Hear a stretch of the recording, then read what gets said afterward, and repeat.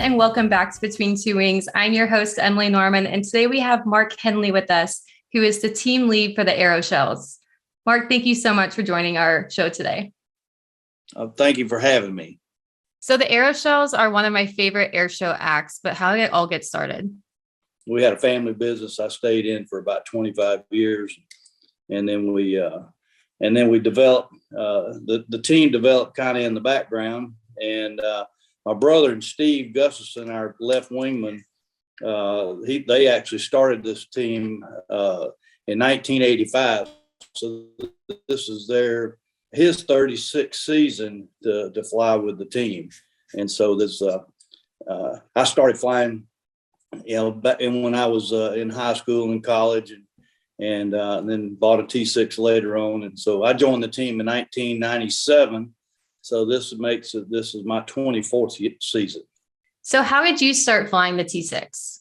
I remember it was a beautiful winter day. It was a little warmer than normal, and I remember going down and trying to get my dad I wanted to just get him to let me go fly with me in the T6, because by this time I'd started flying a Stearman and had some time in it, and I don't even remember exactly what year it was, but it was. Anyway, but I remember him asking me, he said, well, have you read the book? It's like, well, no, I hadn't read the book. I said, so he said, well, go get the manual and, take it home and study it. And then, we'll, get back down here in a week or so and we'll go fly. So a couple of weeks later, another beautiful day. And it's like, you know what? I want to go fly the T6. So I went down. My dad was in a little workshop working on something. And I asked him, I said, you mind if we go fly the T6? He goes, I thought he'd stop and go ride, but he goes, well, have you read the book? I said, yeah, I've read the book. He says, got any gas in it? I said, yes, got gas. He said, you know how to start it? I said, oh, yeah, I can start it. He said, well, go fly the darn thing. So I drove up there and pulled it out of the hangar and went and flew it.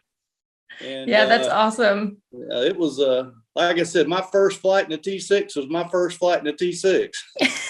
Definitely. And while we probably recommend that everyone does a little bit more than just read the book before they go hop in a T6, most pilots won't have the experience or opportunity to fly in a vintage Warburg at all. But what is something that all pilots could learn from, flying in a T6? Well, the T6, during the war, it got nicknamed the pilot maker.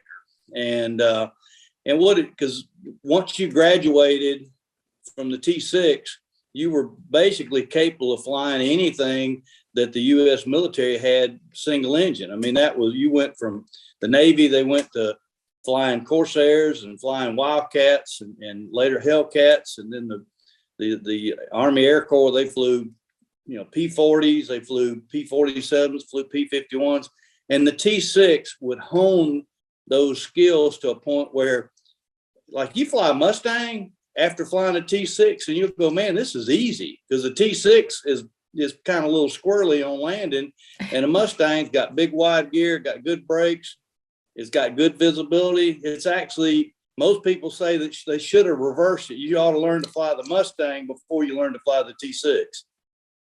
Yeah, there you go. And I know the planes you guys are using, the basic airframe, the engine, everything's essentially the same. But if we did send those planes back in time to when they were, fresh off the manufacturing line, what would these pilots be surprised to find? What are some of the upgrades you guys have done? Well, obviously, in the electronic era, we've got nice GPSs and autopilots, and we get weather and we get the traffic, and which displays not only on the L3 but also shows on our Aspens.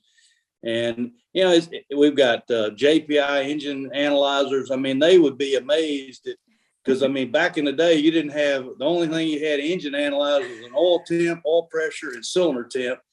And here we got fuel flow. We have, for example, if I found a spark plug coming home from the last air show. And about halfway home, the engine kind of started running a little bit rough. So I reached over there and checked the mag. And when I got to the left mag, I had a number 4, the EGT temp just fell off. And so that tells me I got a cold cylinder. It was number 4, and being the left mag, I know it's a rear. So, when I got home, I dropped the cowl, popped number 4 in, put a new plug in, cranked up, ran perfect. And they wouldn't have been able to do that quick during the war. They would probably end up pulling them all and just changing them all.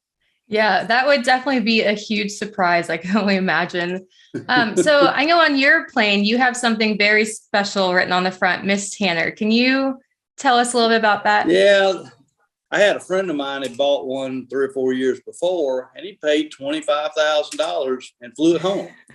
And I started looking, and by this time in '88, they had almost doubled in value. I mean, if you went on any of the like Mark Clark courtesy aircraft, they've been a Warbird dealer for years and years, and send out a newsletter. Well, they had about 10 T6s, and there wasn't one in there for less than $50,000. And I was getting to the point where, man, if I don't jump in right now, I'm not ever going to be able to afford one. And so, yeah, because nowadays they're even more than that. Oh yeah, way more than that. Yeah, they're over 200,000 for a nice. Yeah, for a nice it's one. Incredible. So anyway, so I started looking for a T6. So I finally found one over at a airport over in Mississippi, and so I went and looked at it, and I negotiated with the owner. And next thing I know, I bring this airplane home. Well, that's about when I finally decided to tell my wife that I was going to buy an airplane. And so, man, I got read the riot act. It's like, what are you doing? See, we had my daughter, my first child was born about a month before. And so my wife started reading me the riot act about how I need to be putting money away for college and all this stuff. And that's like, I tried to tell her, I said, look, this airplane in 3 years has doubled in value. I mean, I could have bought one 3 years ago for 25. Now they're 50. I said, they're going to go up in value a whole lot faster than if I put the money in a savings account or something.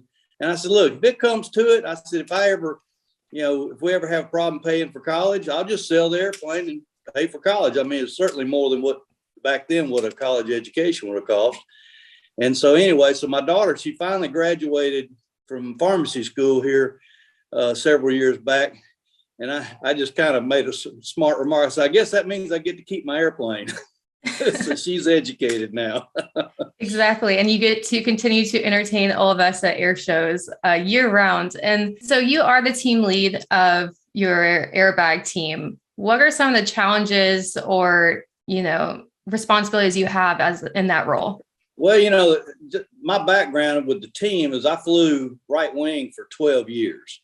Yeah. And I really enjoyed flying wing because flying wing is certainly very, very physically challenging. I mean, basically my job was to keep my airplane in the same spot relative to the lead, regardless of what he tried to do. But then after 12 years, we had some personnel change. And so it was decided that maybe we needed, somebody with a little more experience to fly lead. And so I moved into the lead position. And there it's totally different. I mean, as far as the formation is concerned, that's their job. I mean, that's Jimmy and Steve and Brian. Their job is to fly on me. And then my job is to adjust the whole formation to the show site, whether it's wind, it's temperature, it's clouds, whatever it is. I have to adjust to make it fit the box. And so everybody else, they fly their spot and they do a very good job of it, but I'm the one that has to adjust the turns and stuff to keep it in the box. And I didn't realize that it was that much to it until I started flying regular. I just, my brother flew lead for 24 years, and I was flying wing and he was flying lead. Didn't think a whole lot about it until all of a sudden then I get pushed up front, and next thing you know, it's like, damn, that was a lot more to it than what you think. Exactly. So obviously when you're doing these air shows, you have the communication in the air, but then you have to have good communication as a team and just, that great working dynamic to be able to do like a choreographed show just like this. So tell us a little bit about the dynamic you guys have as a team, on the ground. The team, first off, there's been a lot of teams out there come and go. 90% of the ones that have been here that are not here today did not survive, not because they weren't talented. I mean, there have been teams with a lot of talented people, but you got to make it simple, you got to be friends with them. You got to be able to get along. If you've got people with, big egos and stuff, or A-type personalities. Most of the time, those people don't make it very long in a team environment. We just, all four of us, and all the ones we've had on the team, even before the four that are here now, that's one of the key things before we recruit anybody. We make sure it's somebody that we like and we get along with, because when you do 20 some odd shows a year and you're gone from Thursday through Sunday or Monday, and do that, especially during the summertime, it's almost every weekend. You got to be able to get along, and that's a key thing for the longevity of a team. Yeah, that's so true. Well, Mark, I really want to say thank you so much for coming on our show today. And everyone, next time you're on Airshow and the Aeroshells are there, do not miss their act. It is, like I said, one of my favorites. You'll be able to hear it. You'll be able to see it all the time. It's absolutely amazing. But once again, thank you, Mark, so much. Thank you so much. And thank you, everyone, for tuning in to this week's episode of Between Two Wings. We'll see you next time.